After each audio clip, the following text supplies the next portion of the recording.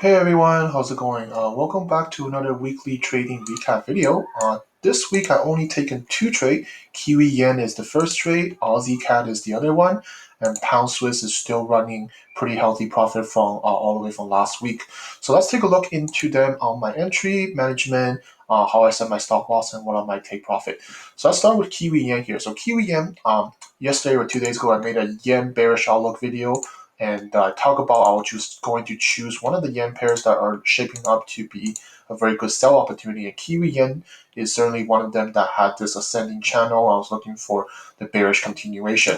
And for me, when I got into this entry, my confluences are when I'm looking at this overall kind of higher time frame structure here. We see that this is the previous high now. So this is a higher time frame double top that we see prices clearly not breaking above. It's consolidating here, and on the lower time frame, we're seeing bearish kind of price action. So originally we had this kind of a double top here on the price, and we had that massive bearish impulse. And after this bearish impulse, we pretty much just form into this larger kind of ascending channel correction. We correct ourselves all the way back to another double top here. This is where the price is at, and as we correctly moving up the price, I like how we're still in this ascending channel. We have this double topping area, and if we dig into the lower time frame, this is where it gets interesting because we see price action here on the lower time frame.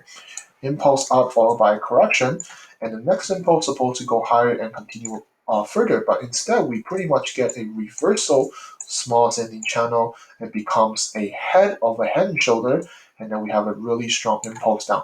So when I started looking at this head and shoulder pattern developing, I knew that this is a very good selling opportunity, combining with everything that we point out here: impulse, correction, and looking for the next impulsive phase. So I was looking at this. I was choosing between Kiwi yen and pound yen actually, and pound yen pretty much had the same exact kind of move. We have this kind of head and shoulder pattern as well, and this is our right shoulder.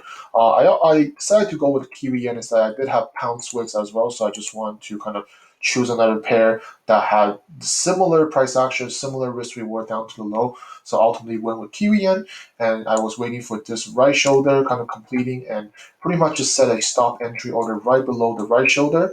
My stop loss is 30 pips. I could have probably hit 25 or so just above the left shoulder. I think that's fine as well. But in this case, I just opted with a little bit more stop loss here, just towards the previous high here. So price tag me in here, and then pretty much just push down massively, and then form a little bit correction, and then push down during pretty much London and New York session. So in terms of target, I would first look at the bottom of this overall ascending channel for about 3.8 to 1. But certainly, I'm looking at it more of a long-term approach. Is we see price just kind of impulsively break out of the ascending channel, and if there's clear lower time frame continuation outside of this ascending channel, then I'm definitely looking to hold the trade all the way down to the previous low. And this again can be a scaling opportunity for me if I see a really clear kind of lower time frame continuation. I would definitely look to for another position in, and then looking for the trade down to the previous low. Certainly is going to give me enough risk reward, and if this happens, then I can hold the first trade all the way down as well. So it'll be very, very good profit in the upcoming days or week. Second trend I want to talk about is Aussie CAD. So Aussie CAD also mentioned about this potential continuation correction as a price.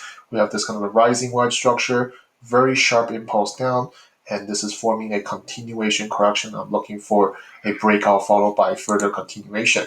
So if we look at the price overall here, we have this continuation correction that was developing, and it did form this head and shoulder pattern as well. And then I was looking at this right shoulder first. Ultimately, my decision and my management plan is I want to wait for this correction to complete before getting involved, because while the price is still in this correction, we can certainly just move down and continue upwards indefinitely until the correction complete. And I didn't want to get trapped in the consolidation phase. So I decided to wait for this bearish move out, breaking out of that higher time frame continuation. And again, I'll open with a correction after breakout. This is always an entry that I talk about in my videos. Feel free to check those out. And waiting for this correction to complete, and this is during the New York session, I think on Wednesday. Update this position as well during the session. And I just went in with, again, stop entry order. I set a 30 pip stop loss above this previous high of the correction. And price pretty much just tagged me in and just consolidated here a little bit, push down, correct, and then just kind of start massively drop down during London and New York session. So in terms of target, well, my first target is pretty much here at the bottom of this correction. It's about already hit, should be about 3.5 to 1 or so. And my second target, my long-term target, will be the beginning of this overall higher time frame correction, previous low as well. So I'll definitely look out for this trade for the upcoming week.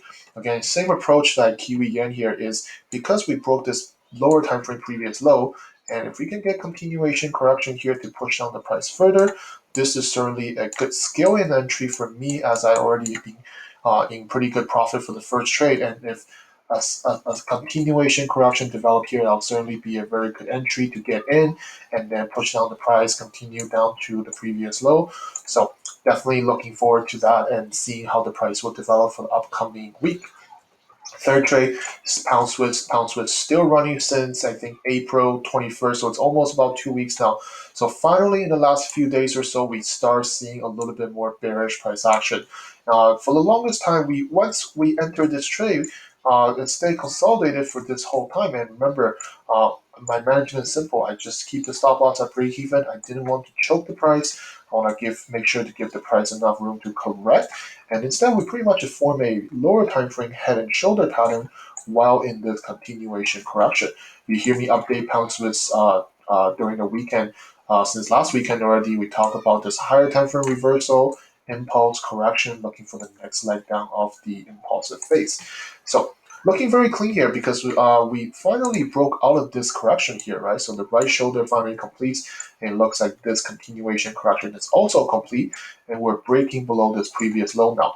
Preferably next week, we just push down a little bit longer and then form a continuation and we drop down further. Again, this can be a very good scale in entry for me as well. Remember, I don't scale in entry.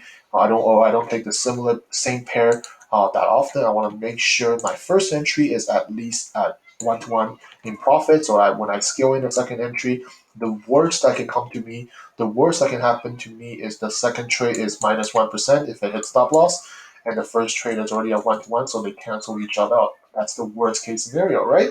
But the best case scenario is I scale in opportunity for the second trade. You can give me at least 3-to-1, 4-to-1 down to low, and together with the first trade, I'll be in very, very good profit. So that's always my plan, always my management approach on these type of continuation setup. I want to make sure the lower time frame is going to give me a good opportunity to scale in and together for the first trade as well. So there it is, guys. Very quick update on this week. Again, I only taken 2 trades this week. Pound Swiss is already been running for almost 2 weeks now, and it's running about, I would say, about 3.5% or so. And Aussie CAD is running beautifully. I think it's about 4-to-1 or so, or close to 4-to-1 or so. So very good trade. And Kiwi Yen here is running almost about 2-to-1 or so, 2% profit. So any question, comment, or feedback, welcome to let me know, guys. And I will chat with you guys all in my weekly trading outlook on Sunday night, Monday morning. All right. Thank you very much, guys.